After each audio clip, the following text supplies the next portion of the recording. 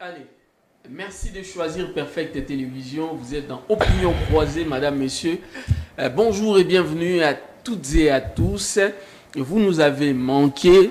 Nous vous avons aussi certainement manqué parce que le mardi, nous étions empêchés indépendamment de notre volonté. L'actualité reste dominée par le discours du chef de l'État au Conseil de sécurité de l'ONU. Il a parlé, il a tenu également un fait de presse où il a expliqué, il a essayé de recadrer les choses sur les débats qui a circulé depuis un moment autour du compromis à l'africaine. Je ne sais pas si ça va intéresser mes invités ici, mais s'ils voudront en parler, libre à eux. Nous placerons également un mot autour du processus électoral de manière générale, mais aussi sur le carnage, de Goma.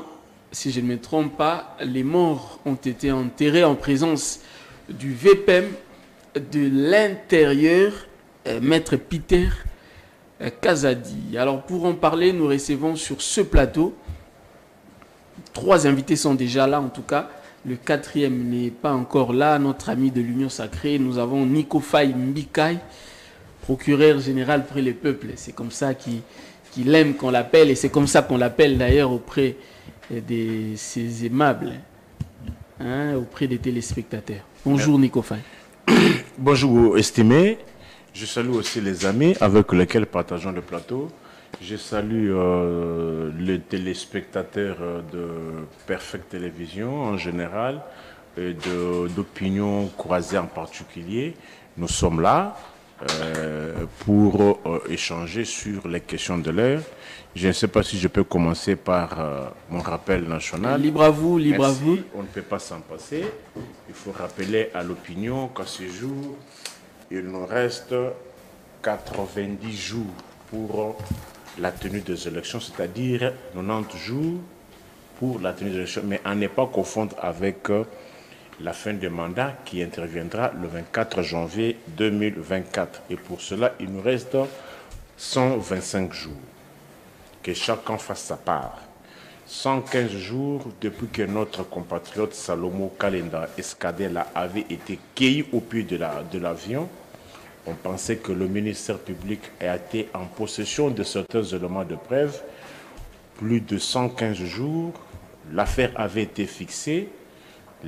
S'il y a eu 2 remises, c'est toujours à la demande du même ministère public qui avait fait fixer l'affaire. Or, savons que les dossiers qui sont traités avec prévenu, ce sont des dossiers qui requièrent célérité, et lorsque le ministère public accepte de faire fixer l'affaire, c'est lui qui doit aller défendre pour asseoir les accusations auprès de la Cour. Les tribunaux ou bien la Cour ne sont pas liés par les positions du ministère public. Il faut souligner que le ministère public est une partie au procès au même titre que le détenu.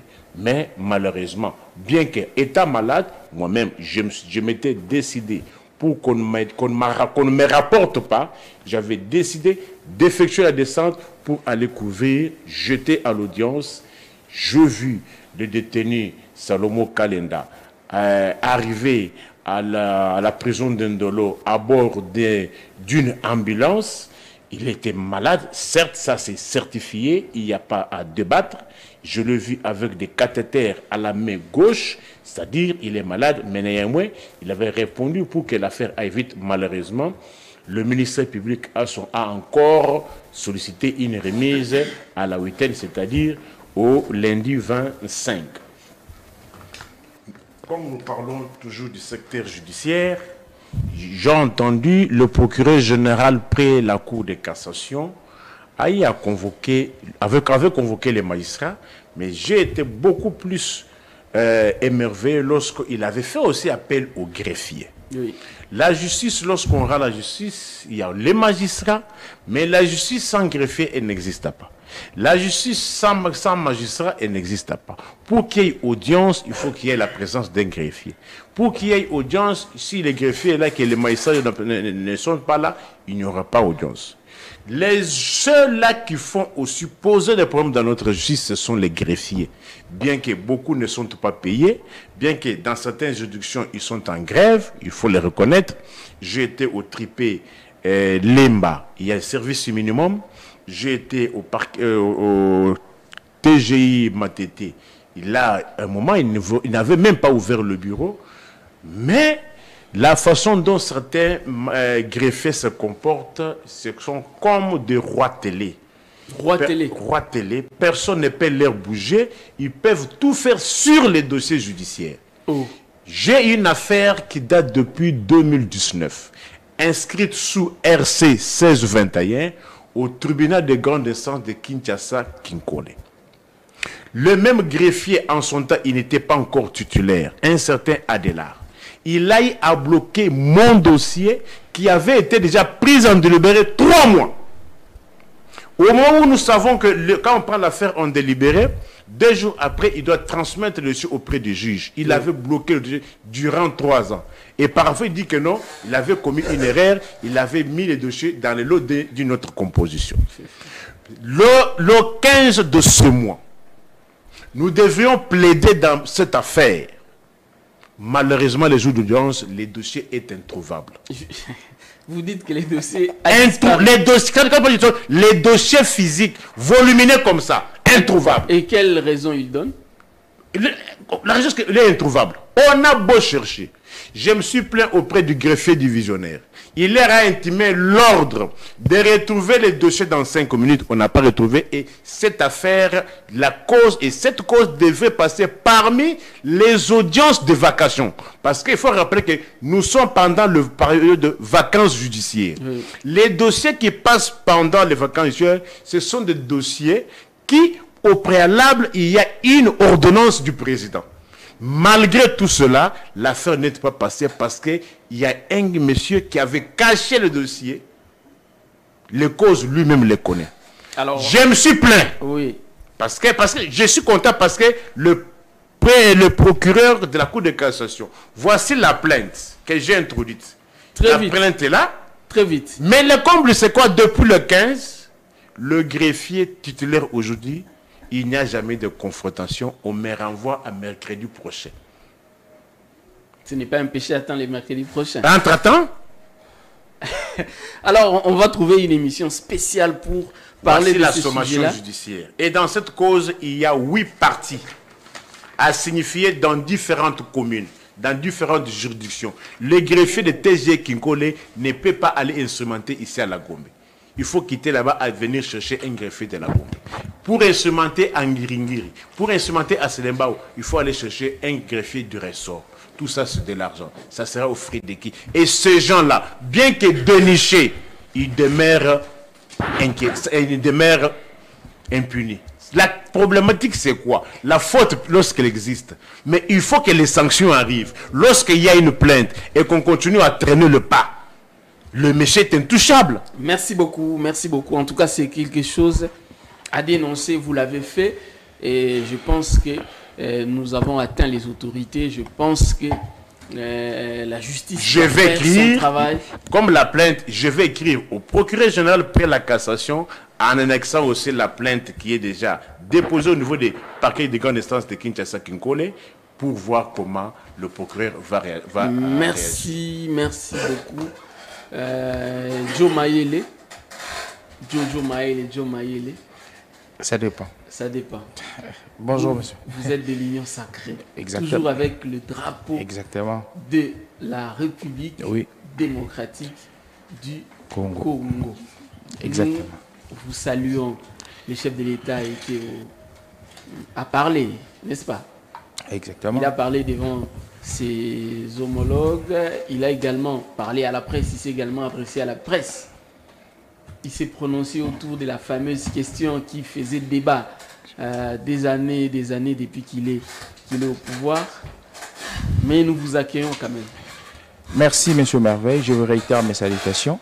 Toutes nos excuses pour ces légers retards, nous nous étions contraints par rapport à une obligation familiale.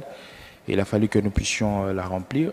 Je pense que nous nous excusons face à vous et puis face à nos co-débatteurs et puis face à ceux que nous regardent à la maison, que nous appelons les téléspectateurs, toutes nos excuses. Je pense que c'est quelque chose de très important que vous venez de dire. Mais avant que j'amorce cette question, ici, il est question aussi, excusez-moi pour la tautologie, de pouvoir encourager et jeter des fleurs pour toutes les personnes, autorités, qui donnent du crédit à notre bilan, qui donnent du crédit au bilan de Félix-Antoine Tshisekedi. Comme qui? Comme j'ai J'ai cité les noms. Ben oui, Comme qui? ils sont très nombreux. Elles sont très nombreuses quand je parle des autorités, directes comme indirectes. Mais ici, je parle d'une autorité qui est dans la province du Lualaba. Bah, je pense que quand vous parlez de la province du Lualaba, je parle de l'enfant terrible, Madame Fifi Masuka. Aujourd'hui, qu'est-ce qu'elle a encore? Qu'est-ce qu'elle a fait? Elle prouve par sa manière de gérer, elle prouve par sa manière de faire les choses.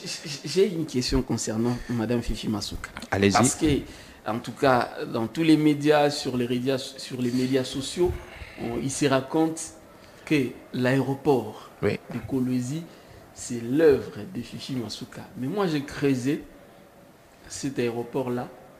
En fait, le projet, c'est depuis Joseph Kabila.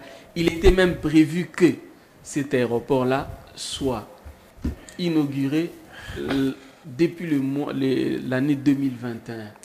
Donc, elle n'a fait que superviser les travaux, mais et les financements, et le projet, et le financement, c'est sous Joseph Kabila. Mais pourquoi est-ce qu'elle est là à se bomber les torses comme si c'était son œuvre?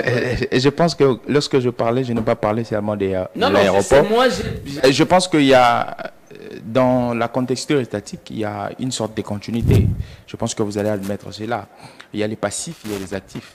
Et dans les actifs, lorsque une personne vient continuer cette action, je pense qu'on va remettre cette action sous la JBCR de cette personne qui vient de continuer cette action.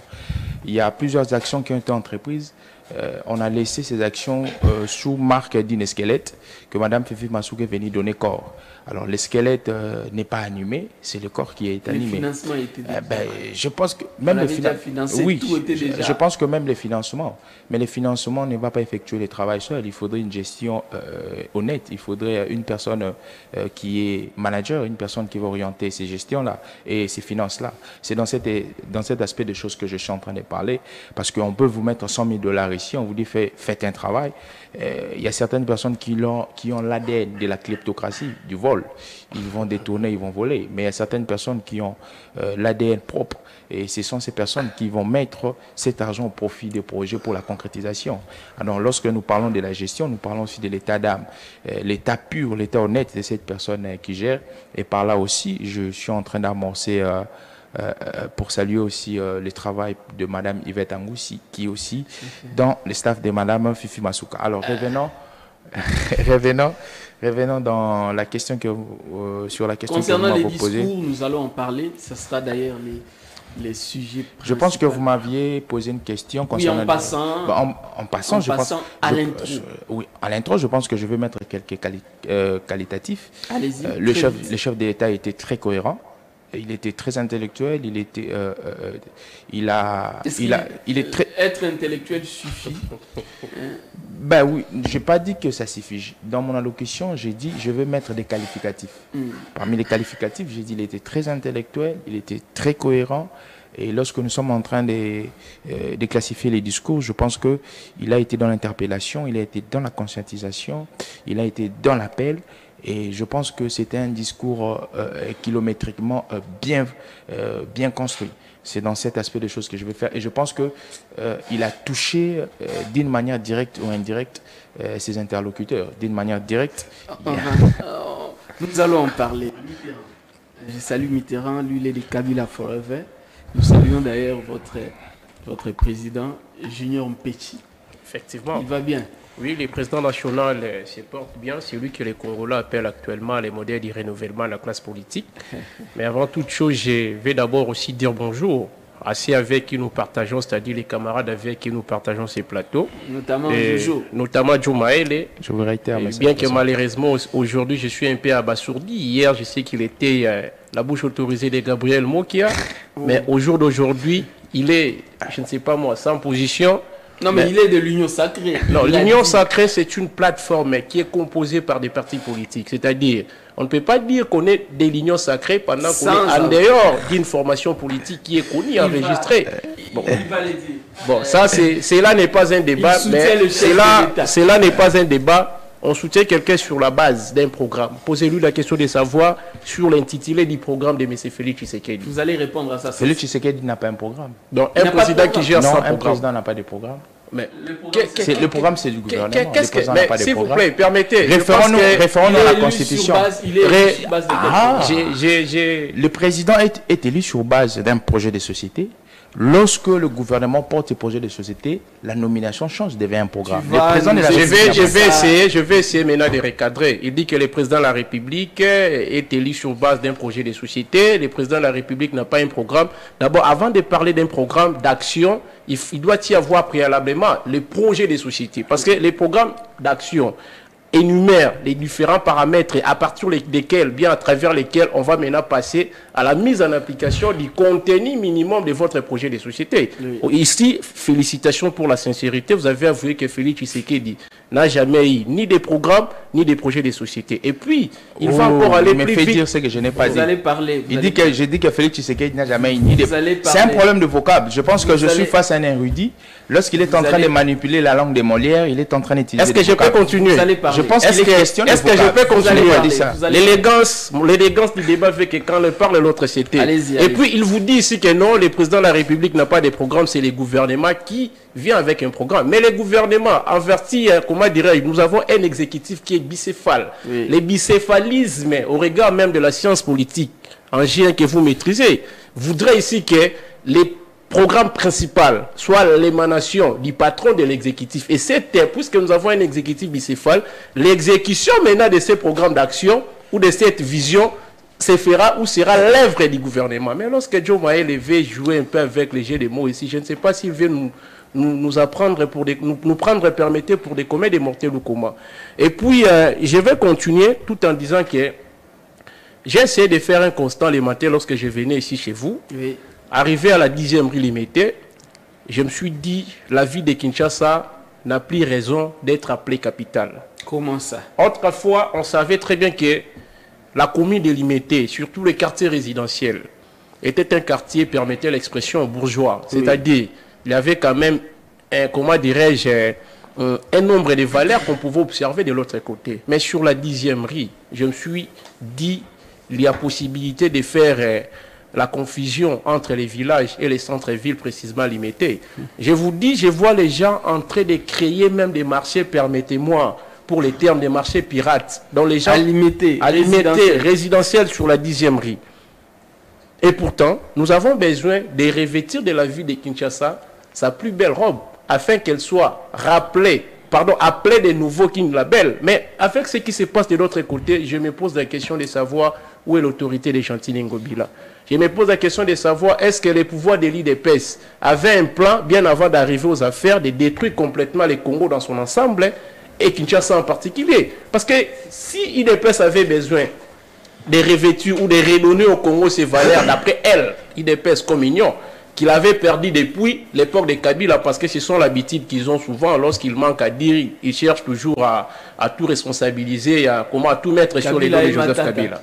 Non, ça, ce sont les discours des gens qui manquent peut-être des questions. Matata a laissé Congo Airways, Matata a laissé des avions qui étaient palpables à l'œil, ni les voyages sur l'ensemble du territoire national congolais étaient actifs, étaient à l'ordre du jour. Mais actuellement, même Tshisekedi lui-même, des fois, pour se déplacer, se rendre peut-être à Lubumbashi, il sera habité à un problème d'avion. Je vous dis ce qui est vrai, ce que nous disons est vérifiable. Donc, je voudrais ici interpeller à M. Chantini Ngobila. Je voudrais vous rappeler vos prérogatives, vos missions constitutionnelles, mais également légales, étant que patron de l'exécutif provincial. Prière d'assurer un peu ou, comment dirais-je, de réfléchir sur comment rapidement passer à l'exécution de la salubrité publique dans la ville de Kinshasa. Merci. Parce que ça n'est de trop. Merci beaucoup. Ça, ce n'était que l'introduction. Notre dernier invité, M. Fidèle Banso, lui, il est en fait du parti des Délices Sanga, c'est ça? Exactement, monsieur le journaliste. Délices Sanga, c'est en vol. Il est de l'envol. Il est d'ailleurs candidat député provincial de la ville de Goma.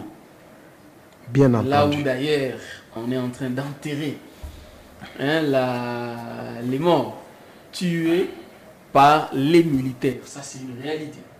Par les militaires et les BPM d'ailleurs de l'intérieur. Et a assisté lui-même à cette séance d'enterrement. Ça fait vraiment mal. Je vous reçois. Merci beaucoup, l'éminent journaliste Merveille Bailenge. Je salue en passant mes co-débatteurs ici présents. Surtout, je suis très émerveilleux de partager les plateaux avec un ami avec qui on parlait très souvent au téléphone, monsieur le procureur du peuple. C'est un ami, sincèrement, mais on ne se connaissait pas.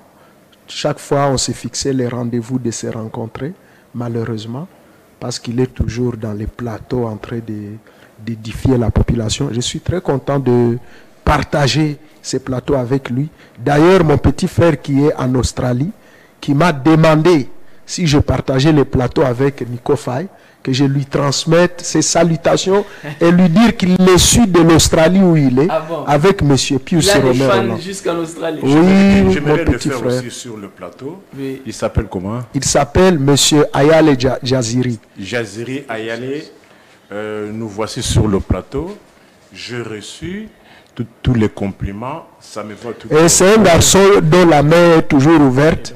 Je pense qu'il ne manquera pas même d'envoyer même quelques litres de carburant. Alors, parce qu'il estime qu'il serait votre meilleur auditeur ou téléspectateur. C'est-à-dire mon numéro, plus 243 81 64 44 165.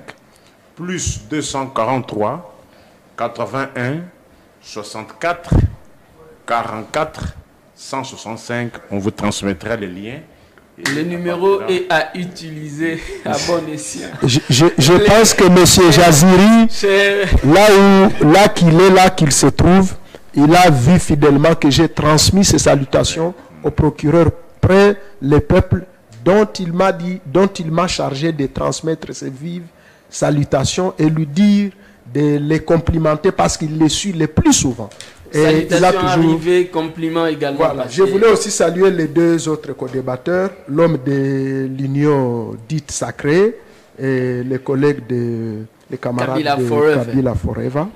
Mais d'entrée de jeu, moi je voulais juste parler un peu de quelques 2 ou 3 biscuits. Les premiers, 2 ou 3, c'est beaucoup. Je voulais adresser mes sincères félicitations au VPM de la fonction publique. Oh. Moi, je vous ai dit que j'ai fait l'opposition républicaine.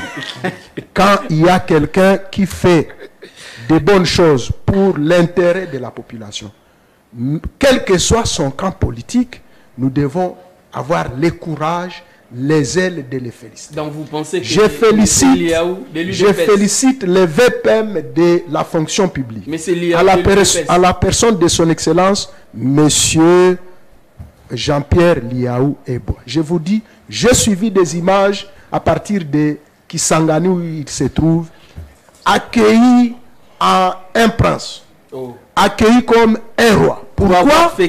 Pourquoi la population se mobilise pour lui réserver un accueil si délirant?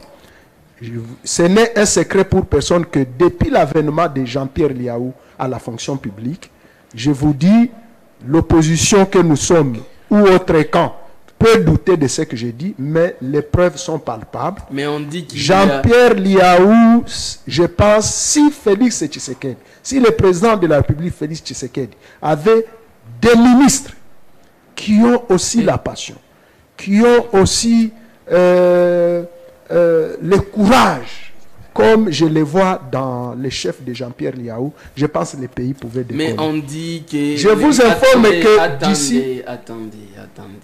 Selon les informations, il y aurait des engagements clandestins à la fonction publique. Parce que officiellement, il a été annoncé, on a suspendu les engagements à la fonction publique. Mais au Sénat, on s'est plaint qu'on continue à engager jusqu'à aujourd'hui. Dans d'autres structures, institutions de l'État également, on continue à engager en clandestinité. Et toi, ici sur ce plateau, tu es en train de faire des éloges de Jean-Pierre Liaou. Merci beaucoup, monsieur le journaliste. Le vice-premier ministre de la fonction publique a sorti une circulaire interdisant tout engagement, toute nouvelle unité. Mais on vous apprend. Mais je vous apprends. S'il vous plaît, je vais y arriver. Il existe ce qu'on appelle des brebis. Des brebis, comment vous les appelez? Galeuses. Des brebis galeuses. Si au Sénat, on peut se permettre de piétiner la loi, de piétiner les instructions qui sont en vigueur, moi je ne peux rien commenter là-dessus. Mais tout ce que je sais, dans toutes les administrations, il est strictement interdit à ce jour de produire une commission d'affectation pour une nouvelle unité, telle qu'on appelle. Si quelqu'un est engagé, c'est-à-dire actuellement vous devez passer par concours de la fonction publique, et ne sont admis sous statut aujourd'hui que les anciennes nouvelles unités que le VPM de la fonction publique a trouvées, qui étaient déjà commissionnées, notifiées, mais en situation d'irrégularité, manquant ainsi les numéros matricules. Donc moi je ne rejette pas en bloc cette allégation. Je pense que le VPM qui nous suit ou qui va nous suivre va prendre en compte cette dénonciation. Merci beaucoup. De toutes les façons qu'il... S'il vous plaît, je n'ai pas encore fini. Non, mais vous n'allez je pas... mérite aussi des minutes comme Nico Faye, comme Jojo Maëlle. J'atterris. Le VPM, à partir du mois d'octobre ici, 50 000 agents seront payés. Nouvelle unité, non payés. 50 000. Maintenant, l'IAO a un porte-parole qui se trouve dans les partis des délices. J'ai la parole, s'il vous plaît. 50 000, ce n'est pas quelque chose de moindre. 50 000 personnes non payées depuis des années, mais qui vont commencer à toucher leur salaire, bien que modique, au mois d'octobre ici. Nous saluons aussi l'action qu'il venait de finir. Non, mais la semaine passée. J'ai fini. Nous saluons l'action aussi qu'il a faite avec la commission paritaire entre le gouvernement et les bancs syndicales de l'administration publique, où consensus a été trouvé, selon lequel, bien qu'un montant soit modique, mais au moins pour les huissiers, il va trouver quand même au moins $130. Je répète, modique, mais au moins par rapport à la situation passée, avec les VPM, on réussit quand même à ajouter, à faire un petit ajout. Je pense que le monsieur le VPM de la fonction publique est à féliciter, et beaucoup d'autres actions qu'il est en train de faire, dont la maîtrise des effectifs, en passant par les contrôles biométriques, d'ailleurs pour lesquels il se trouve maintenant à Kisangani. Monsieur le VPM Jean-Pierre Liaou, nous tenions à placer ces mots pour vous féliciter et vous encourager, malgré que nous sommes de l'opposition, mais nous ne pouvons ne pas jeter un regard sur les bonnes actions que vous êtes en train de mener à la tête de la fonction publique depuis que vous êtes ministre à la fonction publique. Nico Faye, avant d'entrer vraiment dans les vifs du sujet, il vient là de démontrer que le gouvernement de l'Union sacrée fait quand même quelque chose. Il vient de nous expliquer... Pas le gouvernement, quelques personnes. Non, mais il fait partie du gouvernement de l'Union sacrée. Parce que l'action qu'un membre du gouvernement va poser, le gouvernement c'est un tout. On ne sait pas dissocier les actions d'un seul ministre. Parce que lorsqu'il y a un point positif, ça sera dans l'actif du gouvernement. Donc, il ne faudrait pas que le gouvernement soit seulement papa de réussite, mais qu'il ne soit pas papa des échecs. C'est là où on cherche, où on voit un régime, on dit que non, le gouvernement a échoué, mais il ne veut pas dire que non, le président lui a échoué. S'il faut foudroyer, il faut foudroyer le gouvernement, mais émarger le président. C'est faux. Oh, d'ailleurs, Joe Maëlle a dit que tout, c'est le programme du gouvernement. C'est-à-dire, quand le gouvernement réussit, c'est dans l'actif du président. Quand le gouvernement échoue, c'est le président toujours. Ouais. Mais il ne faudrait pas chercher à dissocier le président et le gouvernement. Dès lors que toutes les actions, le président de la République ne viendra pas poser l'action directement. Toutes les actions du président sont transmises par le truchement du gouvernement. Oui. Malheureusement, avec les régimes comme celui-ci, vous pouvez trouver un conseiller qui va en province, qui va monter un projet sans même que les gouvernements au niveau central ne sont au courant, sans même que les gouvernements provinciaux, de là où ils vont exécuter le tabac, ne sont au courant. Ils partent sous, bon, avec les Mobutistes et leurs enfants.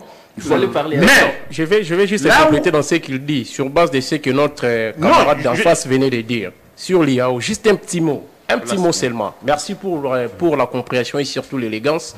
Monsieur Merveille, je voudrais que le peuple qui me regarde en ce moment à la maison puisse noter quelque chose. Oui. Mais référant à la loi portant statut de l'opposition politique NRDC, on ne peut pas être de l'opposition pendant qu'on fait partie des institutions. Oui. Cela se fait même à travers la communication que vous êtes en train de donner. C'est-à-dire, quelqu'un ne peut pas passer sur un plateau de télévision, dire qu'il fait partie de l'envol de l'honorable Adélie Sangwa, que je salue en passant, mais dans son argumentation, dans ses dires, dans ce verbe, il est en train de louer l'action des membres influents. Je sais que je dis c'est une réalité légale. Vous savez, lorsque vous lisez les textes des lois... Non, lorsque vous lisez les textes des lois, il faut faire une interprétation scientifico-technico-idéologique afin de mettre à la disposition des peuples une compréhension aussi idoine. Permettez-moi de vous dire, ce qu'il fait là scientifiquement, ça ne passe pas. Vous savez, pour parler politique, je l'ai toujours dit, mes référents à Nicolas Machiavel, dans son précis de sciences politiques, il faut avoir une information sur les données politiques, les données d'État, pardon, les informations politiques et la science. Parce que la politique, Platon l'a défini, Aristote l'a défini dans son ouvrage intitulé La politique comme une science, mais aussi un art. Donc, la politique, avant d'aborder les questions politiques, il faut avoir une connaissance sur la science. Or, lorsque je vous parle de la loi organique portant statut de l'opposition politique en RDC, c'est un document scientifique. Donc, on doit respecter les contenus et surtout que je ne pense pas qu'il doit être... C'est ça de l'opposition républicaine. C'est ça, on vous a parlé. Attention avec le jeu des mots. Vous avez déjà vu ce sang passer à la télévision, vous dit qu'il est de l'opposition républicaine. Parce que, pour être de l'opposition républicaine, il faut faire le jeu de Constant Moutamba. Mais se rendre dans la rue comme c'est ça le fait à chaque fois que le peuple souffre. Là, il n'est pas de l'opposition républicaine, il est radical. Il est contre Tshisekedi. Mais quand je vois quelqu'un à la télévision qui se fait passer pour un cadre des partis en vol de l'honorable Sessanga, tenir des discours soutenant ou s'inscrivant dans la logique de la vision d'un membre du gouvernement, c'est-à-dire qu'il n'est pas avec Sessanga. Donc attention aux infiltrés dans des partis politiques de l'opposition. Merci beaucoup. Mais monsieur vous allez parler. C'est Nico Faye qui m'avait cédé son temps d'antenne par élégance. Allez-y, Nico Faye. Oui, vous savez, on peut être intellectuel, mais dans les actes que l'on pose vont à l'encontre de votre intellectualisme. D'abord, si nous interrogeons la Constitution à l'article 101, il faut rappeler à notre population que Marcel Yaou avait été élu sur la liste d'un parti politique, le PPRD. Oui. Par quel mécanisme il est devenu sacré sans qu'il perde tous les avantages? D'abord, c'est malhonnêtement scientifique. Jean-Pierre Liaou, pas Marcel. Jean-Pierre Liaou. Il a été élu sur la liste du PPRD. Bon, je comprends, je le dis pour la bonne forme, mais vis-à-vis des Mobutistes, ça ne sert à rien même de lire encore les lois. Article 101 de la Constitution, passé au référendum. Oui. Le membre de l'Assemblée nationale porte le titre de député national.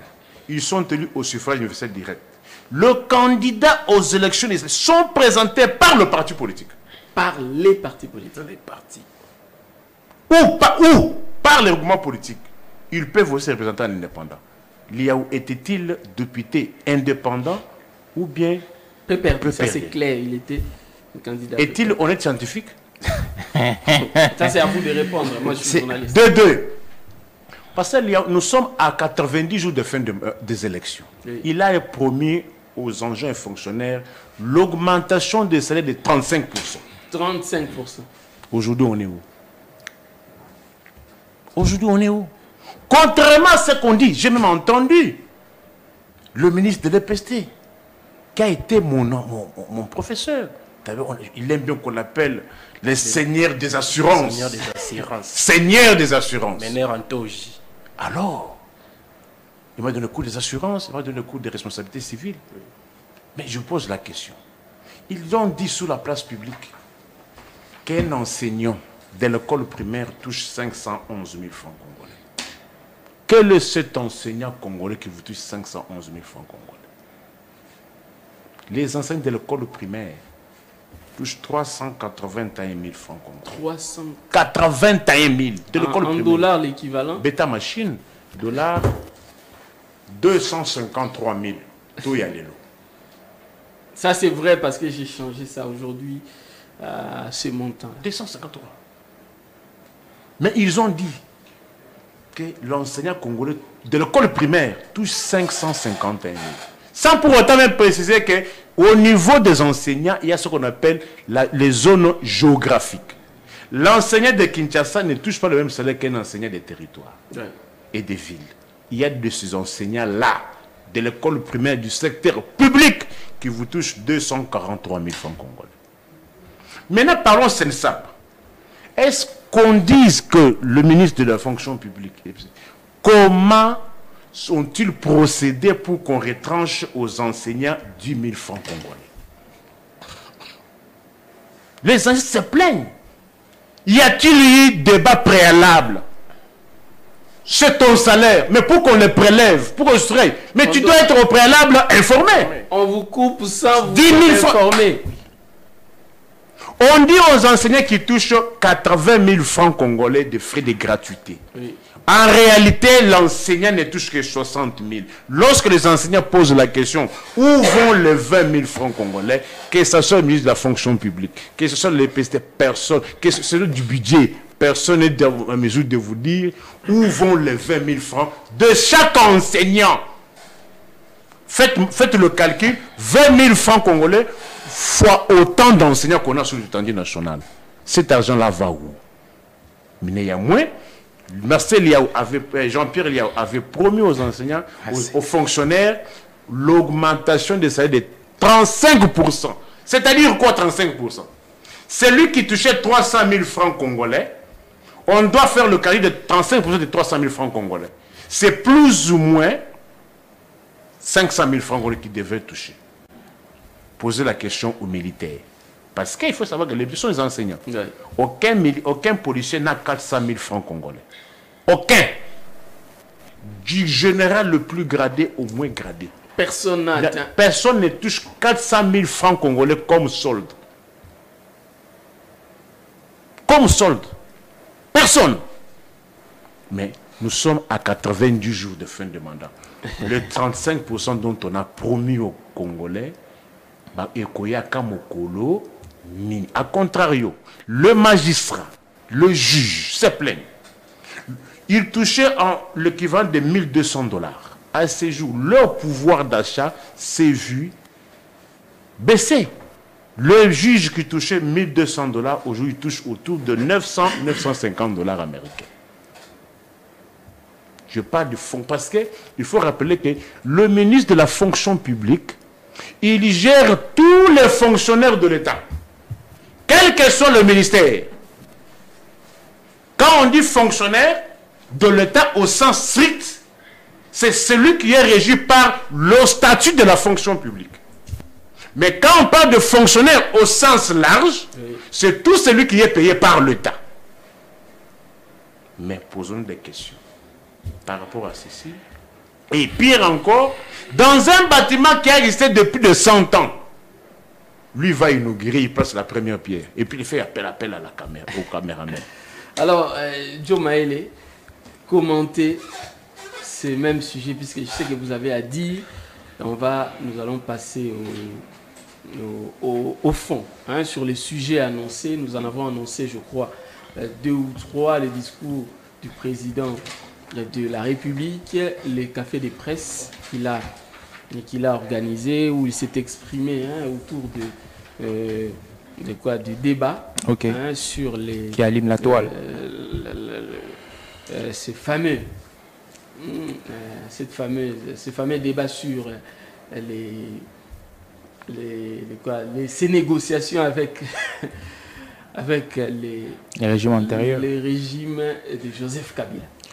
Alors, Monsieur Merveille, je pense que je veux vous dire d'abord merci pour la parole. Alors, je pense qu'à chaque fois que je suis sur votre plateau, j'aime être. Pourquoi? Parce qu'il y a une sorte de niveaux et puis il y a une sorte de réflexion qui est toujours à la hauteur. Mais ici, on va un peu poser les jalons sur des choses qui ont été dites, où on va essayer de donner quelques touches qualitatives, parce qu'il ne faudrait pas recadrer. Nous sommes dans un régime démocratique où tout le monde peut mettre son avis. La première des choses, lorsque mon frère Mitterrand parlait de l'opposition, je pense qu'il faudrait cibler. Dans quel cadre il a parlé de l'opposition? Dans un cadre légal, dans un cadre idéologique, dans un cadre doctrinal? Parce qu'il se permet de dire qu'une personne qui est de l'opposition ne peut pas apprécier ce que fait les pouvoirs en place. C'est pourquoi je me pose la question. Il parle de ça dans un cadre, dans une approche légale, doctrinale ou idéologique. Parce que si il a amorcé cette question dans un cadre légal, il faudrait creuser sur la loi régissant l'opposition en République démocratique du Congo, voir si cette loi interdit à ceux qui font l'opposition de pouvoir apprécier l'action du gouvernement en place. Dans l'approche doctrinale, il faudra entrer dans les enseignements, dans les différentes sciences, sociologie, sciences politiques, droit constitutionnel, pour concevoir l'opposition, pour voir à ce que ceux qui sont de l'opposition sont interdits de pouvoir apprécier l'action du gouvernement en place.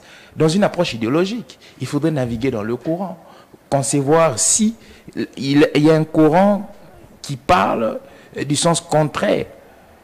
C'est de ça qu'il faudrait parler. Je pense que il y a, à mon humble avis, lorsque je navigue sur ces trois aspects, ni idéologiquement, ni doctrinalement, ni légalement, il y a un aspect qui interdit à quelqu'un qui est de l'opposition de pouvoir apprécier l'action du gouvernement. N'oubliez pas, l'opposition, c'est fait d'une manière idéologique. L'opposition, c'est que je ne suis pas d'accord avec ce que tu fais. L'opposition, aussi d'une manière stricte, c'est que je ne suis pas à la gestion de la chose publique. Et cela ne m'interdit pas. Donc ici, il faudrait, si je vais aller plus loin dans ma réflexion, je dirais que M. Mozitu, à une époque, lorsqu'il a apprécié l'élargissement fiscal des recettes, M. Mozitu n'était pas aussi de l'opposition, je pense. Parce que M. Mozitu a apprécié, il a dit que ça ne s'est jamais fait, et les recettes se sont accumulées dans la judiciaire de l'État. M. Mozitu, à cette époque, n'était pas de l'opposition. Non. Ici, il faudrait conceptionner autrement l'opposition. L'opposition s'est faite sur base d'une vision quelconque. L'opposition s'est faite sur base d'un acquis. Concevoir le pouvoir aussi comme un acquis. Ceux qui ont le pouvoir, ils ont un acquis, ils ont une chose, comme Karl Marx le conçoit, comme une chose, et ceux qui n'ont pas cette chose. Donc, il faudrait commencer à, si on doit émettre un argumentaire sur la manière de gérer, émettre un argumentaire sur la manière de voir les choses. C'est un peu de cette manière que je vais donner une touche qualitative. Alors, la deuxième des choses, monsieur Nico Faye pose la question de savoir sur base de quoi M. Lior a transité. Oui. Ben, monsieur Nico Faye, je pense que vous êtes une personne qui est assise dans l'information, dans la recherche. La Cour constitutionnelle avait rendu un arrêt au mois de janvier 2021 concernant cette question, la question des transits. Il est possible qu'un député national puisse transiter dans une famille politique quelconque et perdre sa qualité ou ne pas perdre. Mais la Cour constitutionnelle avait rendu un arrêt. Les arrêts de la Cour constitutionnelle ne rentrent pas dans la judiciaire légale. Les arrêts de la Cour constitutionnelle avait rendu un arrêt. La Cour constitutionnelle avait là, oui. Quand c'est dans ça concerne les députés, non. Là ça ne pose, s'il vous plaît, que je pose ma question, ça ne pose aucun problème. Mais lorsque c'est dans le dossier Matata Pogno, on cherche à... Voilà. Non, excusez-moi. La Cour constitutionnelle avait dit que la Cour a... Oui, la Cour avait rendu un arrêt pour permettre à ce que si un député voudrait changer des camps, il changerait les camps, mais il garderait sa casquette des députés en 2021. Mais concernant la question des Matata Pogno, c'est la Cour constitutionnelle qui va se rattraper. Elle se rattrape pourquoi? Parce que... Tu as dit qu'elle s'est rattrapée. Oui, elle s'est rattrapée. Mais oui. Ne sais-tu pas que s'il vous plaît, lorsqu'elle rend... Exactement. Ici, cela n'est pas objet d'aucun débat. Ici, il faut maintenant cogiter comme un scientifique. Pourquoi? Parce que la Cour constitutionnelle, c'est la dernière instance juridique de notre pays. Oui. Alors, il y a un fait infractionnel qui se pose. Elle rend un arrêt. Alors, elle veut se rattraper. Comme elle veut se rattraper, il faudrait seulement, comme elle a cette compétence. Donc, écoutez, le problème, c'est se rattraper. Le mot rattraper, oui. Pourquoi j'ai dit elle doit se rattraper? Comment? Pourquoi? Parce que c'est elle-même qui a la compétence de pouvoir abroger. C'est dit dans quelle disposition? C'est dit, la Cour constitutionnelle, c'est elle qui a les droits. C'est dit dans aucune disposition. Mais nous sommes face, s'il vous plaît, nous sommes face à un fait réfractionné. Nous sommes face à... moi, je pense que, excusez-moi, je vais être plus fort, nous sommes face à un vide. Comme nous sommes face à un vide, il faudrait que la Cour continue. Parce qu'elle a aussi cette mission de pouvoir interpréter la Constitution. Vrai ou faux? Vrai. Nous sommes face à un vide. Nous sommes face à un cas où elle avait rendu son arrêt. Mais il faut juger une personne. Mais vous savez qu'en droit, on dit quoi? Le vide ou les profites. Les doutes. Les doutes profitent à l'accusé. Moi, je n'ai pas appris les droits, mais je sais que c'est... Non, vous êtes intellectuel assis. C'est comme ça. De ce côté-là, vous avez parfaitement raison. Merci. Comme j'ai raison, est-ce qu'on peut passer? Non, mais... Tu as ouvert une boîte de Pandore. Non, laissez-moi continuer. Laissez-moi continuer. Allez-y. Lorsqu'on fait référence aux sources du droit, oui, la doctrine fait aussi partie des sources du droit. Je pense que face à moi, je suis face aux praticiens du droit. La doctrine fait partie des sources du droit. Alors, lorsque la loi, qui est une source du droit, doit se taire, on fait aussi recours à la doctrine. Qui dit la doctrine? La doctrine, ce sont les différents enseignements, c'est référent au droit. Donc je pense que dans cet aspect des choses, dans l'aspect Matata, je ne parle pas dans l'aspect de la députation. Okay. Parce que dans l'aspect de la députation, l'arrêt a été rendu et les choses se font comme vous le savez, il y a des députés qui transitent sur base de leurs convictions politiques. Alors, sur le dossier Matata, la Cour constitutionnelle, c'est la dernière instance. Elle s'est dit qu'il y a une infraction qui a été commise. Matata jouit de sa présomption d'innocence comme de sa présomption de culpabilité. Alors, il faudrait juger cette personne Matata. Qu'est-ce qu'il faut faire? Comme si je suis la Cour qui a rendu cet arrêt, je serai aussi la Cour qui va abroger cet arrêt. Je parle dans la dynamique où on dit une ordonnance doit faire quoi? Doit abroger notre ordonnance. Un arrêté doit abroger notre arrêté. Je parle dans cette logique-là.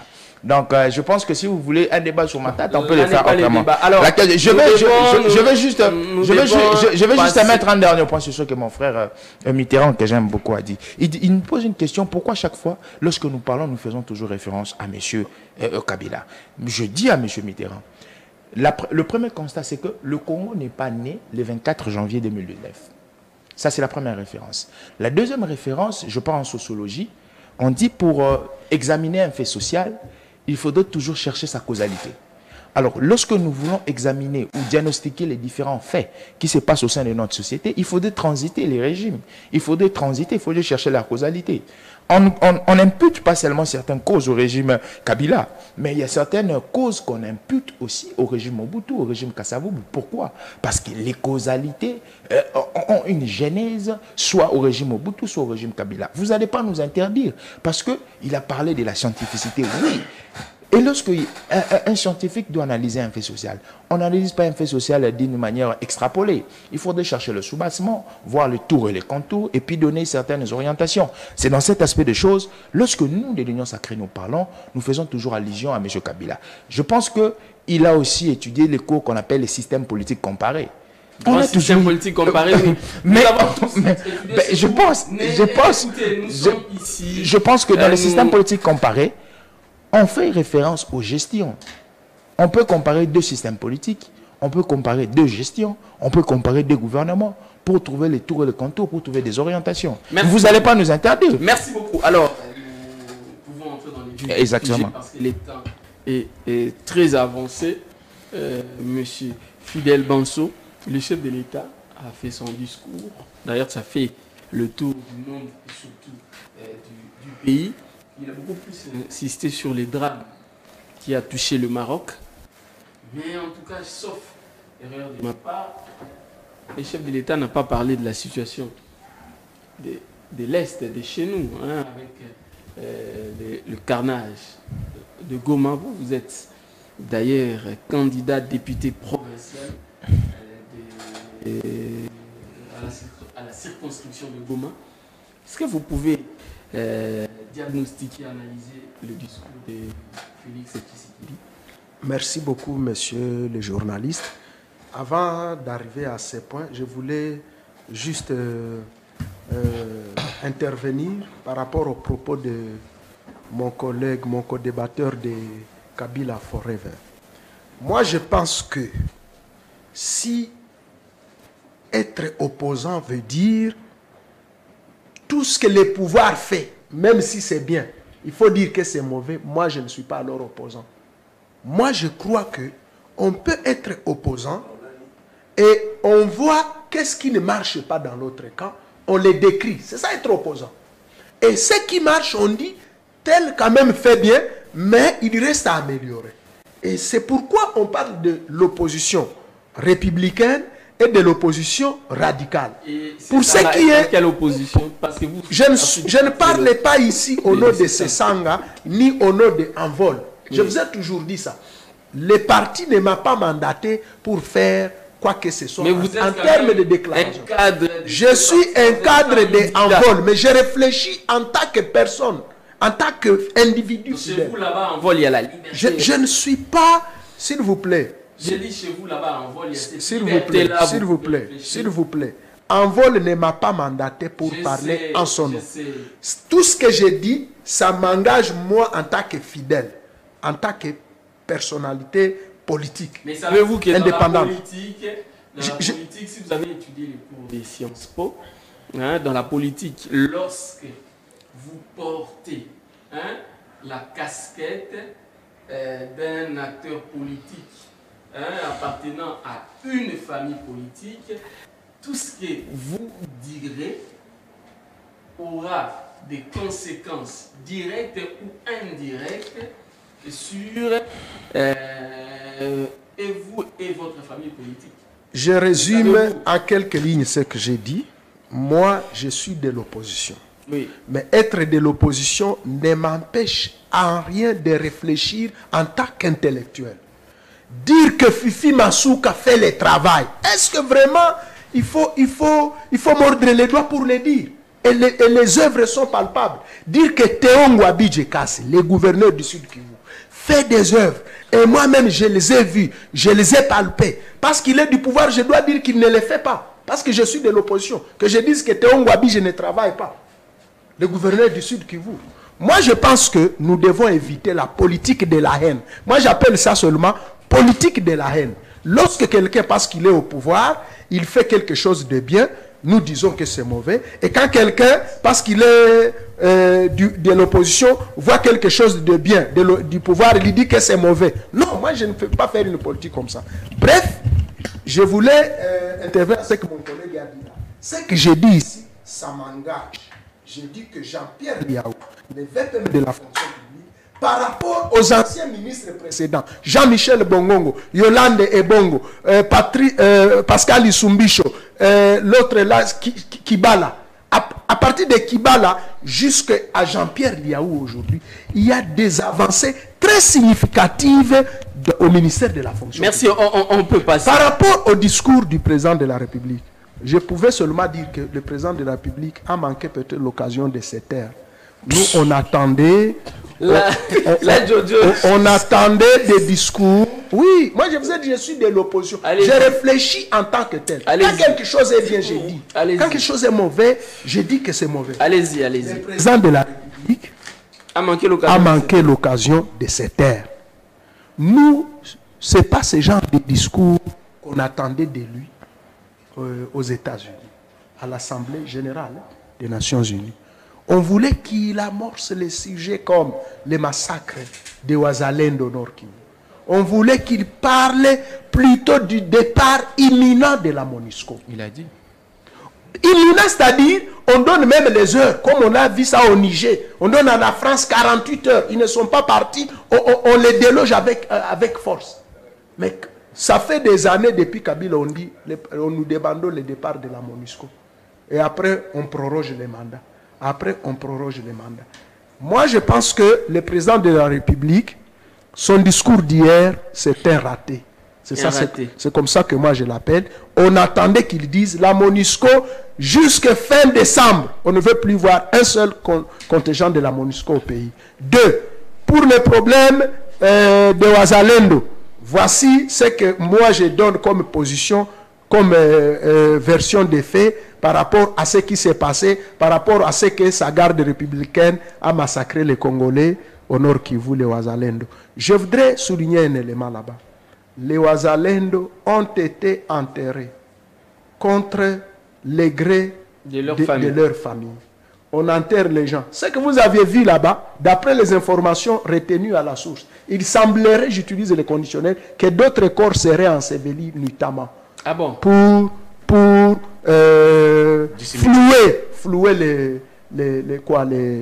les informations. Ce que vous aviez vu là, ces cinquantaines de corps-là que vous aviez vu enterrés, il semblerait une centaine auraient été enterrés dans la précipitation la nuit. C'est pourquoi même aucune famille qui a été permise d'entrer en contact, même voir les derniers visages de leurs familiers. Et nous condamnons cela. Nous condamnons le fait que les Wazalendo qui ont été victimes de massacres soient aujourd'hui à la barre. Nous avions vu le prophète Ephraim Bissimo, qui est le prophète de Wazalendo. Un Congolais de père et de mère. Il est mouche. Il s'appelle Ephraim Bissimo. Oui. Qui est le chef spirituel de l'église mystique. Parce que beaucoup disent que voilà, ce sont des Rwandais. Faux et archi-faux. Aucun de nous. Dans aucune là où le carnage a eu lieu, parce que j'entends beaucoup de gens faire des supputations sur la prétendue, comment dirais-je, qu'il y aurait des Rwandais qui se seraient infiltrés. C'est faux et archi-faux. Le quartier où le massacre a eu lieu, notamment à 3 h du matin, c'est un quartier qui n'est même pas périphérique du Rwanda. Vous savez, Goma et Gisenyi au Rwanda sont séparés par pas même par un mur, par des cordes. S'il peut y avoir infiltration, pour que les Rwandais ou les M23 traversent de l'autre côté jusque là où se trouve les quartiers de Wazalendo, à Nyabushongo. Ils doivent traverser. Mais les forces de sécurité ou de renseignement étaient où? Ils sont passés par où? Parce que là où était l'église de Wazalendo, c'est dans les recoins de la ville. Il faut traverser la ville. Il faut passer par la ville. Maintenant, l'incursion ou l'infiltration est passée par où? Je pense que ça, on peut seulement appeler ça des fonds fouillants. Le gouvernement devait tirer les conséquences de ce que la garde républicaine aurait fait contre les Wazalendo. Nous rappelons que les Wazalendo étaient massacrés la nuit à 3 h du matin. Les Wazalendo n'ont jamais été tués parce qu'ils ont marché. Aucune marche qui a été faite par les Wazalendo, seulement ils préparaient de marcher le matin. Mais la nuit à 3 h, on est venu étouffer dans leurs manifestations. Merci beaucoup. Alors, et tant même, les journalistes ont été tués même sur la radio à 3 h du matin. Merci beaucoup. Donc, pour le discours du chef de l'État, j'atterris en disant c'est que la population attendait de la bouche de notre président de la République. Ce n'est pas ce qui était sorti malheureusement, dont je cite le problème de M23. Il a oublié de rappeler que les M23 occupent une bonne partie du pays. Ils ont déjà même installé leur administration.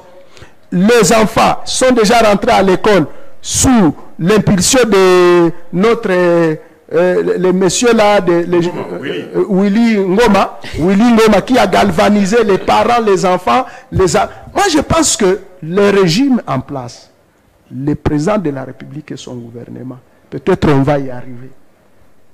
On devait avoir la honte même de parler aujourd'hui. Merci beaucoup. Jojo Maele, avant que la parole ne passe de ses côtés, parce que si ça passe comme ça... Non, je pense que si vous... Oui, non, vous devez parler pour raison d'équilibre. Merci. Jojo Maele, moi je vous pose une question qui circule aujourd'hui sur la déclaration du président de la République. Ça concerne toujours New York. Il a expliqué qu'il n'y a jamais eu compromis à l'africaine. Il a été clair que lui, il a plutôt rencontré les professeurs Néhémi et Raymond Chibanda à leur demande. Et il n'était pas question d'accepter d'être Premier ministre de Joseph Kabila ou de Chadari. Mais c'était plutôt pour discuter sur la mise en place du gouvernement de la coalition. Est-ce que vous pouvez faire un petit commentaire? Parce que je sais que de ce côté... ça va tirer, ça va fuser. Bon, ça c'est vous qui le dites, ça va tirer. Moi, je sais que de ce côté, on va en parler. Oui. Je pense que Félix Antoine Tshisekedi a été toujours véridique envers la population congolaise, très véridique même. Lorsqu'il parle de sa rencontre avec M. Némi Mulania, je pense que ça c'est une conception très pure de l'opposition. Tout à l'heure, là, je parlais de la question de l'opposition. Lorsque je parlais à mon ami, je disais que dans son approche conceptionnelle de l'opposition, il a extrapolé en disant que lorsqu'on est de l'opposition, il ne faudrait pas. Non. Félix Tshisekedi a une autre conception lorsqu'il fut de l'opposition. Parce que lorsqu'on demandait qu'il rencontre M. Némi et les autres cadres, il était de l'opposition. C'était quoi sa conception de l'opposition? C'était une conception idéologique, une conception par rapport à la manière de gérer, cette conception qui était contraire à M. Kabila. Mais physiquement, il ne conceptionnait pas M. Kabila comme un ennemi.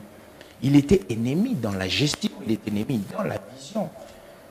Ils étaient opposés, même antagonistes. Je vais dire, excusez-moi pour le concept ennemi.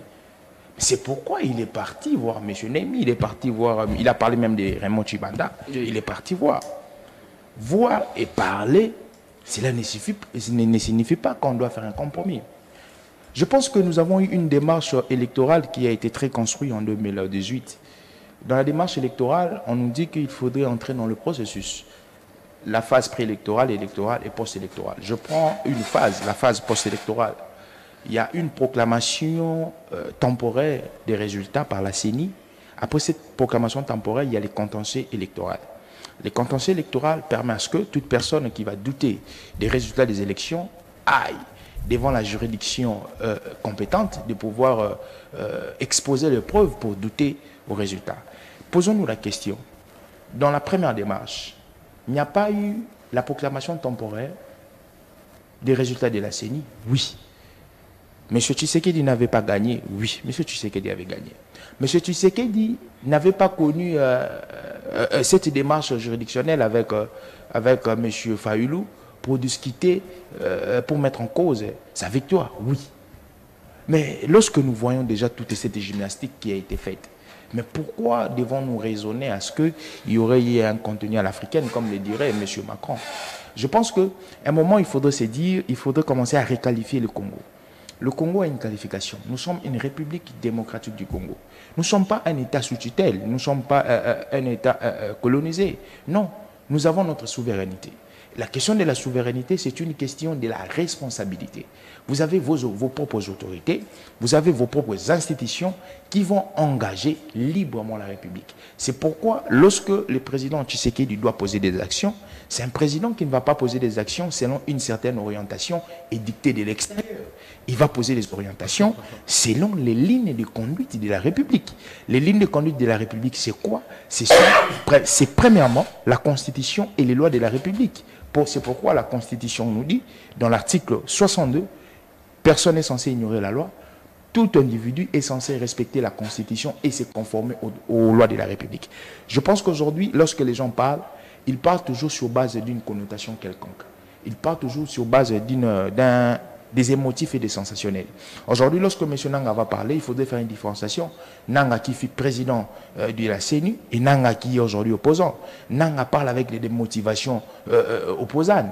Et une motivation opposante, c'est une motivation qui est toujours contre-pouvoir. Donc aujourd'hui, même si Nanga dirait que il y aurait passation ou une sorte de coopération entre les régimes passés et M. Félix Tshisekedi, moi je dirais niet, parce que nous avons subi cette gymnastique-là, nous et vous, nous avons vu comment les choses ont été faites. Il faudrait aussi nous dire que... on n'était pas dans les secrets du roi, nous, on a vu l'extérieur. Nous n'étions pas dans les secrets du roi. Je pense que lorsqu'il y a eu procès à la Cour constitutionnelle, cela a été diffusé dans les différentes télévisions. Ça aussi, c'était une théâtralisation, je pense. Je ne pense pas. Moi, je ne... je dis, Moi, je ne dis rien. je poserai des questions à ceux qui pensent. Je dis, je ne pense pas. Aujourd'hui, nous sommes dans la scène politique.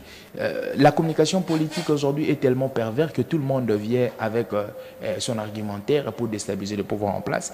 Mais la vérité restera la vérité. La question, je vais juste mettre, je pense qu'on va arriver, la question sur le discours du chef de l'État, il y a un point très majeur à retenir, c'est que des discours antérieurs, excusez-moi, je sais que mon cher frère Mitterrand sera choqué, les discours antérieurs ne reflétaient pas des réalités de la République démocratique du Congo.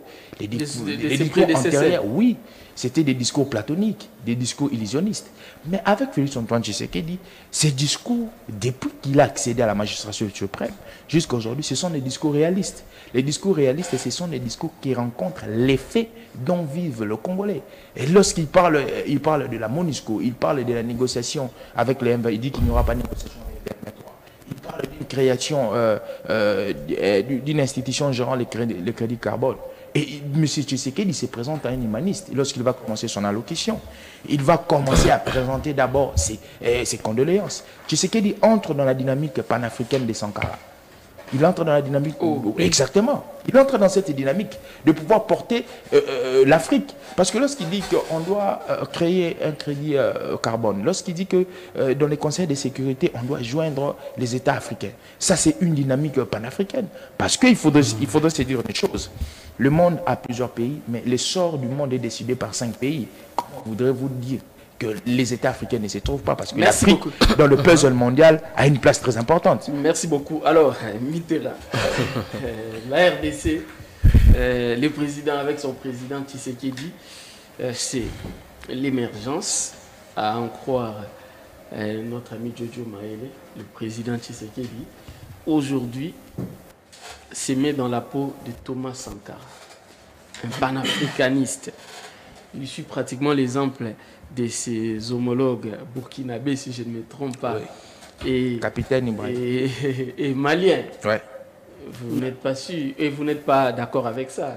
Merci encore une fois les fils pour la parole, mais permettez-moi de vous dire une chose. Lorsqu'on parle de Thomas Sankara, lorsqu'on parle de Kabila, lorsqu'on parle de Kabila Joseph, bien sûr, même Mouzé parce qu'il était un révolutionnaire, on voit l'esprit de la révolution, une révolution qui va apporter un changement dans la reconstruction de l'État, chose qui a été aussi faite par Joseph Kabila. Il va venir trouver un État qui était saucissonné en plusieurs poches, il va faire appel au seigneur des guerres, il va vous donner la constitution, il va vous créer les institutions. Maintenant, lorsque vous voulez comparer par exemple cet esprit d'un révolutionnaire, je ne voudrais pas vraiment entrer dans des considérations particulières ici. Chez vous, en journalisme, vous avez l'habitude de dire que les faits sont sacrés, mais les commentaires sont libres. Oui. Mais attention, lorsque vous êtes en train de mettre les commentaires sur certains dossiers, vous devrez comprendre dorénavant que vous êtes suivi, regardé par beaucoup de personnes. Et, occasion faisant les larrons, j'en profite pour dire ici que la science sans conscience n'est qu'une ruine de l'âme. Comme on dit en latin, science suspended conscientia. Donc, lorsqu'on prétend être scientifique, mais les contenus, avec les contenus de votre argumentation, ne se corroborent pas, ne se marient pas, allais-je dire, avec la réalité sur le terrain, vous risquerez d'être pris dans un même lot qu'un citoyen lambda. Donc, ça, c'est une vérité, une réalité. Et je vais conseiller ici à mon ami d'en face d'éviter d'entrer un peu dans les mêmes raisonnements que Fils Moukoko, Gilles Mouniéré, parce que c'est un scientifique que je connais. Ce sont des citoyens normaux, Gilles Mouniéré et Fils Moukoko, que nous saluons, que moi, personnellement, je salue en passant. Je vais ici essayer rapidement, avant de toucher la question du contenu des discours de M. Félix Tshisekedi, devant l'Assemblée générale des Nations Unies. Là, c'était, je crois, la 78e session, ou plénière, si vous voulez, ou réunion, permettez l'expression. Il vient vous dire tantôt ici, Joe Maele, que non, les discours de Félix Tshisekedi ne sont pas pareils au discours de ses prédécesseurs, entre autres Joseph Kabila. Mais il s'est contredit, parce que Tshisekedi lui-même, après chaque sortie médiatique, il ne fait que se contredire. Je vais vous donner quelques cas de figure. Après la manifestation de l'opposition, ici à Ngaba, vous avez vu un colonel qui a été plébiscité par Félix Tshisekedi.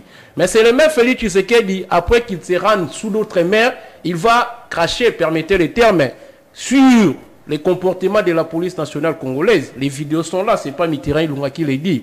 Vous avez Félix Tshisekedi qui, lors de sa toute première sortie médiatique, au devant de vos confrères de la Radio France Internationale, qui va vous dire qu'il a trouvé une armée disciplinée. Il a même compris que l'infiltration dont certains faisaient allusion n'a jamais existé au sein de l'armée congolaise. Mais c'est le même Tshisekedi qui va vous dire que non, il y a des infiltrés dans notre armée. Donc, lorsque vous cherchez à... C'est pour cela que je donne même raison à son excellent Joseph Kabila Kabange qui a dit qu'il faut éviter de parler si vous estimez que le contenu de votre discours ne sera pas plus fort que le silence. Mais lorsque Joe Maël n'est pas sur un tel plateau d'un journaliste sérieux que vous êtes, se permet d'entrer dans une contradiction. En tout cas, je pense que l'avenir de la science devient hypothétique. Et puis, rapidement, toujours dans les toilettage scientifico-technico-idéologique, il venait de me poser la question de savoir, il me dit, si vous voulez parler de l'opposition, il faut tenir compte de certaines approches. Il a parlé de l'approche légale, il a parlé de l'approche idéologique, il va enfin finir par parler de l'approche doctrinale. Lorsqu'il parle de la doctrine, il fait allusion à quelle doctrine? Il fait allusion à quelle doctrine? Doctrine, je ne sais pas moi, selon Joe Maele, selon Gabriel Mokia, selon Gistin Kabouya, je ne sais pas. Et puis, lorsqu'il me pose la question de savoir parler de l'opposition, il faut tenir aussi compte de l'idéologie. Je dois lui poser la question de savoir parce que les partis politiques phares au sein de l'Union sacrée, c'est l'IDPS. Parlez-moi de l'idéologie de l'IDPS. L'IDPS a quelle idéologie? Il vous dirait que non, c'est un parti politique. Ça, c'était un simple slogan oui, que Tshisekedi le père avait utilisé abusivement. Et il vous dira que non, l'idéologie de l'IDPS fait partie, c'est un parti socialiste. Or, le socialisme veut dire donner le peuple, donner au peuple le pain, donner au peuple le secret, donner au peuple du carburant, donner au peuple la sécurité, comme l'a fait le président Joseph Kabila autrefois. Donc, et par après, il va me parler de l'approche légale. Je vous ai tantôt renvoyé à la lecture de l'article D de la loi sur les statuts de l'opposition en RDC. Vous savez, pour comprendre certaines questions à mieux, il faut entrer dans ce que je qualifie de la métaphysique politique. Lorsque la loi, les législateurs disent qu'on ne peut pas être opposant pendant qu'au même moment on se trouve dans les institutions. C'est là, ça fait aussi partie de notre...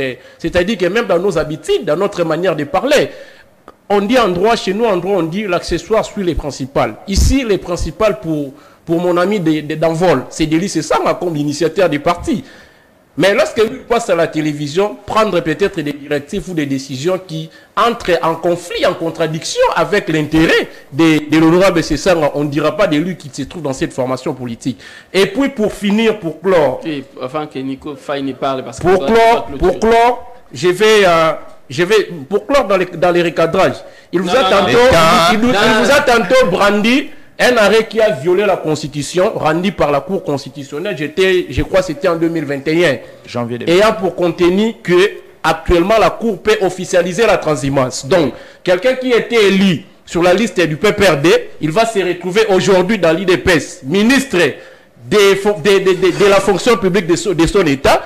Joe Maël, intellectuel de son rang, va passer à la télévision. Et puis, laissez-moi vous dire une chose. La Cour constitutionnelle a violé la Constitution. La Cour constitutionnelle qui est, comment dirais-je, l'alma mater, la mère nourricière de la protection de la Constitution, aujourd'hui, avec cet arrêt, est en train de violer la Constitution du jour au lendemain.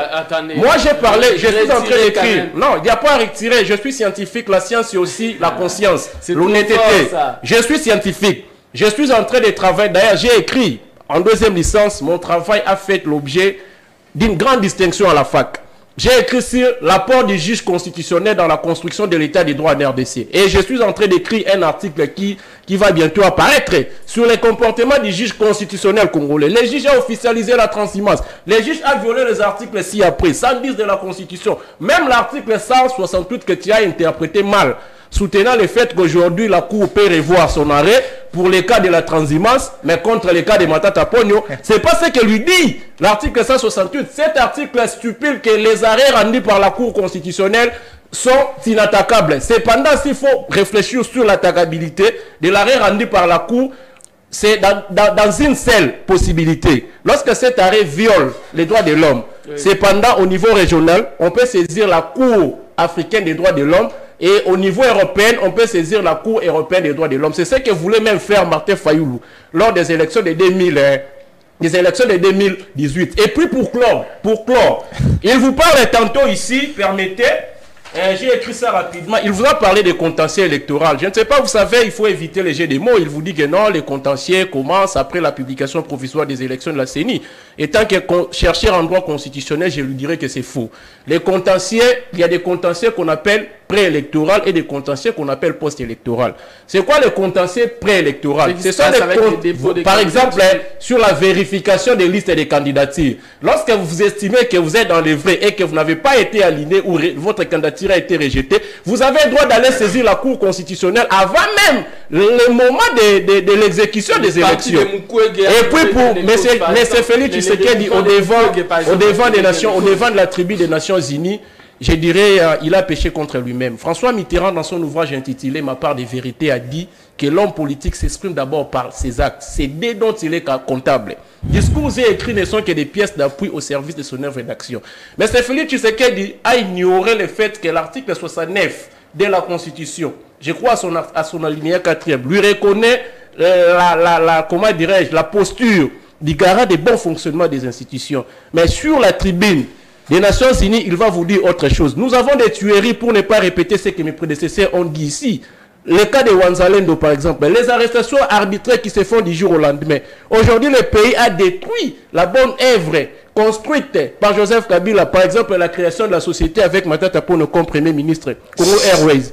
Au jour d'aujourd'hui, les Congolais ne savent plus se déplacer. Au jour d'aujourd'hui, le pays est totalement dans le chaos, mais devant ses collègues présidents africains, mais aussi ses venants d'outre-mer, M. Tshisekedi a essayé de marcher hors la réalité. Il est allé, permettez les termes, peut-être mes expressions, mes mots seront forts, mais je suis en train de parler tant que compatriote. Vous savez, actuellement, pour parler Congo, il faut avoir un cœur comme celui de Joseph Kabila. Il faut avoir un cœur comme celui de Moïse Katumbi. Il faut avoir un cœur comme celui de Martin Fayoulou. Il faut avoir un cœur comme celui de Délice Sanga, contrairement au spectacle de notre camarade en vol, soi-disant, venez nous livrer ici. Donc, je pense que ce que devrait faire M. Félix Tshisekedi, c'était de dire à la face du monde que désormais, puisque j'ai cherché le soutien des États-Unis d'Amérique, mais je n'arrive pas à donner du pain aux Congolais, puisque j'ai cherché le soutien de la France, mais je n'arrive pas à donner du carburant. Il est allé même plébisciter les cas des Marocains, les cas des Libyens, au détriment des intérêts des Congolais. Mais je vois Joe Maël ici venir faire des démonstrations qui manquent même de l'élégance et de l'aisance scientifique. C'est grave. Merci beaucoup. Alors, je pense qu'il a été vraiment touché. Il a été touché. J'ai atteint mon objectif. Nico Faye, parce qu'on va clôturer l'émission avec vous, normalement. Le chef s'est exprimé. Déjà. Oui, il est temps. Nous avons la montre d'ailleurs, nous avons dépassé des 10 minutes. On n'a pas parlé de... Nico Faye, s'il vous plaît. S'il vous plaît. Nico Faye va placer, il aura le privilège de placer un mot sur Congo Airways. Mais c'est pas une parole de l'église lorsqu'il va placer. S'il vous plaît, Nico Faye, vous avez la possibilité de réagir, de balayer. Nous sommes en train d'aller vite parce que nous sommes talonnés par le temps. Oui. Joe, un conseil gratuit que je te donne. Sur des questions, sur les évidences, ne place pas mot, survole. Oh. Comment ça? Vous lui interdisez des... Non, un conseil. Parce que la télé peut te lever, la peut te rabaisser. Mais quand tu te mets à discuter avec la Cour, la Constitution, qu'elle soit bonne ou mauvaise, c'est la Constitution. C'est la Constitution. Comment la Cour peut-elle revenir sur ces décisions? Ça n'existe pas. Il a parlé d'un terme là. Non, la Cour, c'est amendé ou quoi, hein? Il a parlé. C'est rattrapé. Lui-même, il a oublié même les termes qu'il a utilisé. Non, en fait, si j'intervenais, on dirait que je suis en train de... Monsieur il dira que je suis en train de... Je suis d'accord avec toi que tu restes calme. Parce que je pourrais... Non, n'intervenez pas. Au moins, il a dit que la Cour s'est rattrapée. C'est rattrapé. Et en effet. Je vais vous dire la disposition, article 160. La Cour constitutionnelle est chargée du contrôle de la constitutionnalité des lois et des actes ayant force de loi.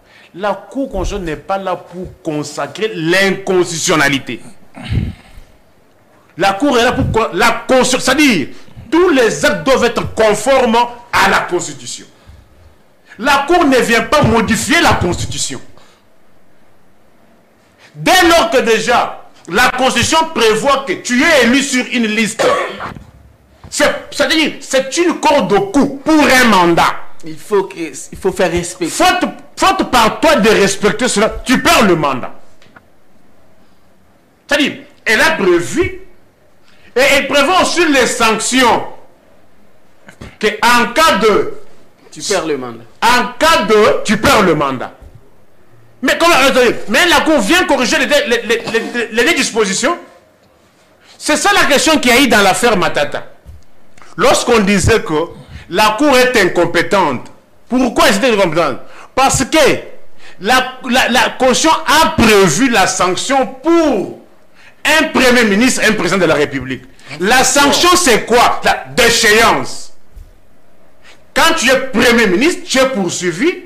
Lorsqu'on constate cela, la conséquence est la déchéance. Mais pour un ancien Premier ministre, la conséquence c'est quoi?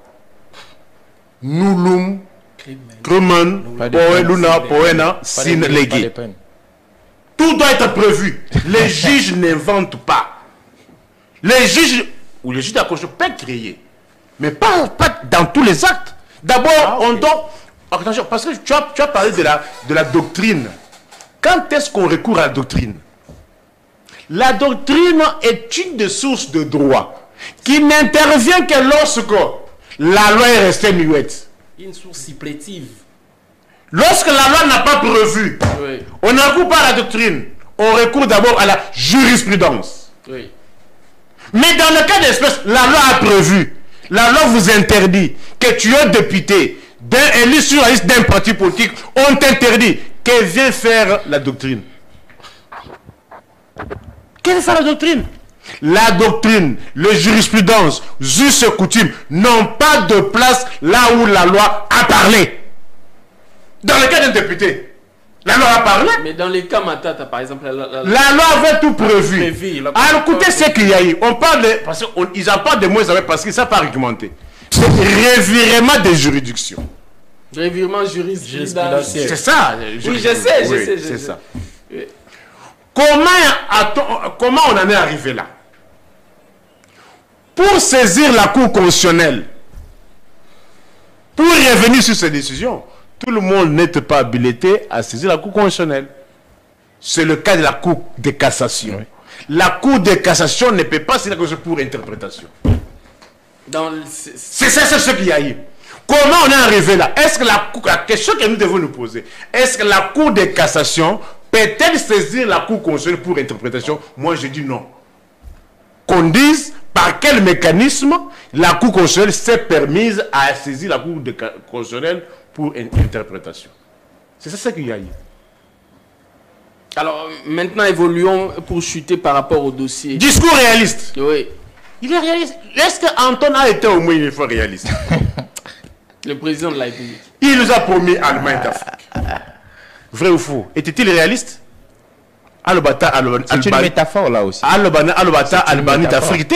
On est dans métaphore. Même Yémen d'Afrique. S'il te plaît, mon frère. C'est une métaphore. S'il te plaît. Ça vient de lui. Métaphore. Mais il faut comprendre. Je pense Allemagne d'Afrique. Je pense que toi, tu connais très bien lorsqu'on parle de l'Allemagne d'Afrique. Mais ici, à la télévision, il termine.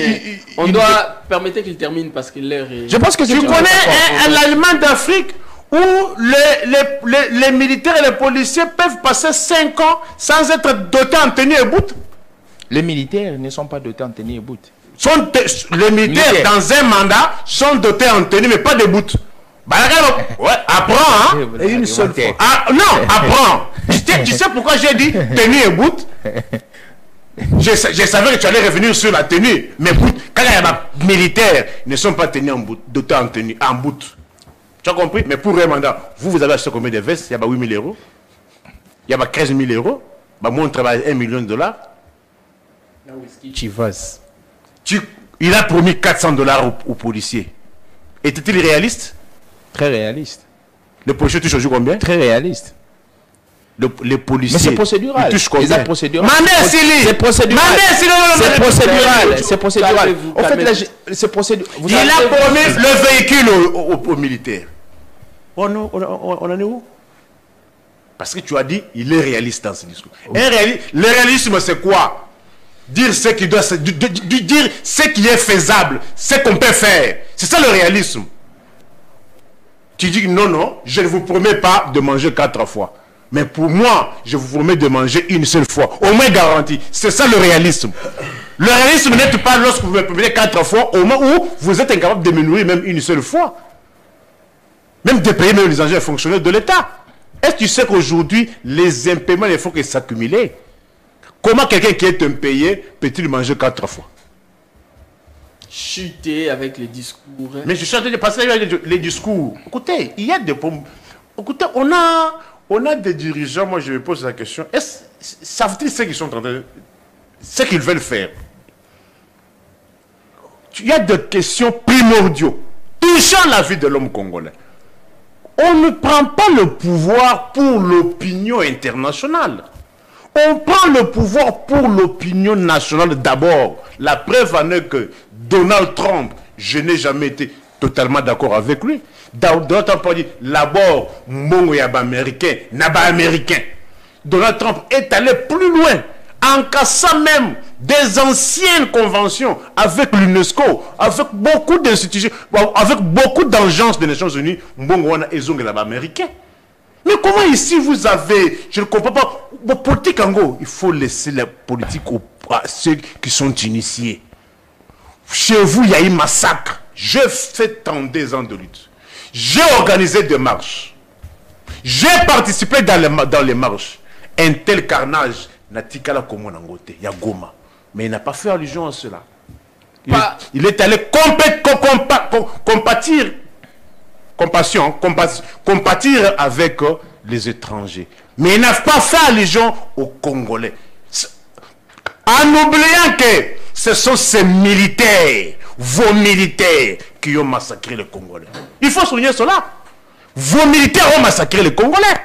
Vous n'avez pas fait allusion à cela. Et vous voulez gérer qui et gérer quoi? Allez, merci. Merci beaucoup. En tout cas, c'était Opinion Croisée. Nous sommes obligés de désannoncer parce que la télévision, c'est le temps. Vous allez nous excuser. Oui, on finit. Une seconde. Une seconde. Je serai, parce que c'est là qu'ils m'ont appelé. Je suis passé par là, mais on m'a appelé. Je suis passé sur l'avenue Mouchi, au niveau du pont là. Mouchi, Mont des Arts. Il y a au niveau du pont. Il y a vraiment un tas d'immondices à ce niveau-là, incommensurable. Merci beaucoup. 30 secondes. Merci beaucoup pour les mots de la fin. Mon mot de la fin, je voulais dire que les peuples congolais doivent retenir que le régime de Félix Tshisekedi a rencontré 3 avions de Congo Airways. Au lieu qu'on en ajoute 2 ou 3, 9, parce qu'ils estiment que les avions qu'ils ont trouvés étaient des vieux avions, au lieu qu'ils en ajoutent même de 9, maintenant aujourd'hui, on nous fait assister à une hécatombe.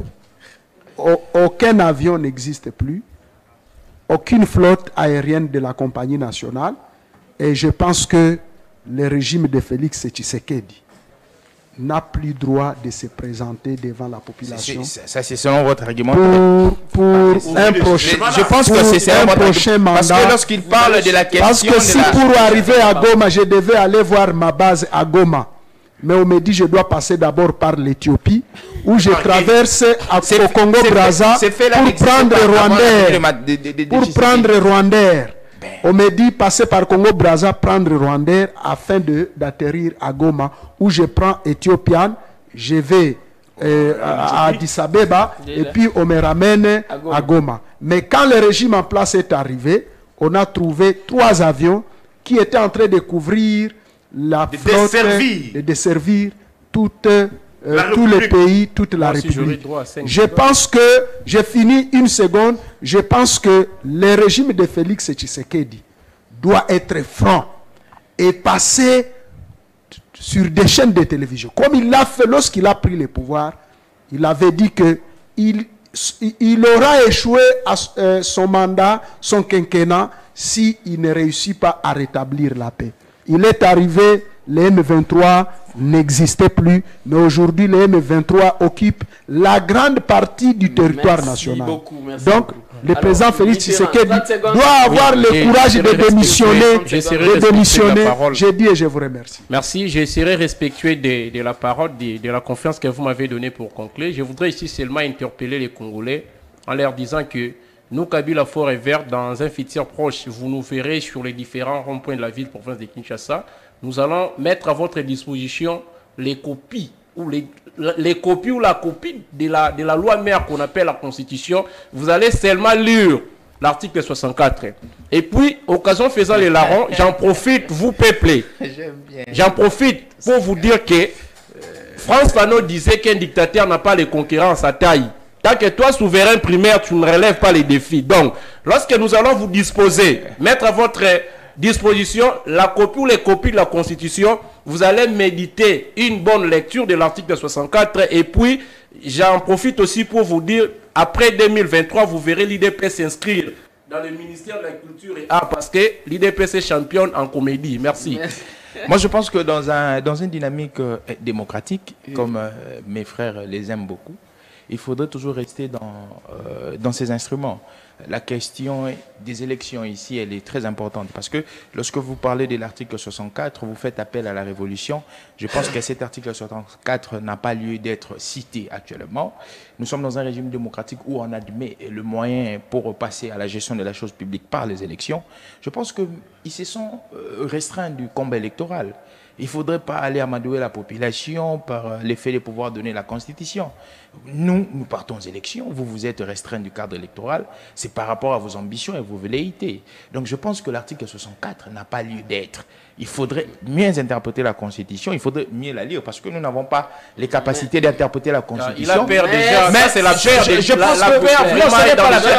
Non, ce n'est pas la peur, c'est que je reste la révolution. De quelle manière Kadima a été choisi? De quelle manière Kadima a été choisi? De quelle manière la population s'est rendue se faire enrôler? Quelle est la qualité des cartes d'électeurs? Donc vous avez déjà peur de l'application d'une disposition constitutionnellement dévolue au peuple. Vous allez voter avec quelle machine? Avec quelle machine? On vous parle aujourd'hui de la disposition du vote des machines à voter. Je pense que si vous pensez que M. Tshisekedi ne va plus être réélu, allons aux élections. Merci. Ça pourrait être par quelle magie sera réélu? Avec quelle carte? Avec quelle carte d'électeur? Permettez que je désannonce l'émission, s'il vous plaît. Quand même, les invités, s'il vous plaît. En 2023, à moins qu'il soit un Congolais qui habite au ciel. Si c'est un Congolais qui habite au ciel, il va voter pour Félix. Alors, ne trompez pas le président. Ne trompez pas le président Tshisekedi. alors, préparez à la carte de alors, Qui va voter s'il vous plaît, vous ne pouvez pas les tromper. Alors, merci de nous avoir suivis. S'il vous plaît. Attendons le 20 décembre. Merci beaucoup. Après le 20 décembre. Merci beaucoup. Alors, c'était Opinion Croisée, c'était l'ambiance de la fin. Suivez cette émission en rediffusion ce soir sur Perfect Télévision, sur Nyota Télévision, également sur l'ensemble du territoire national, mais également sur la chaîne YouTube Peter Tiani RDC Télévision. Allez, au revoir et à la prochaine. Merci.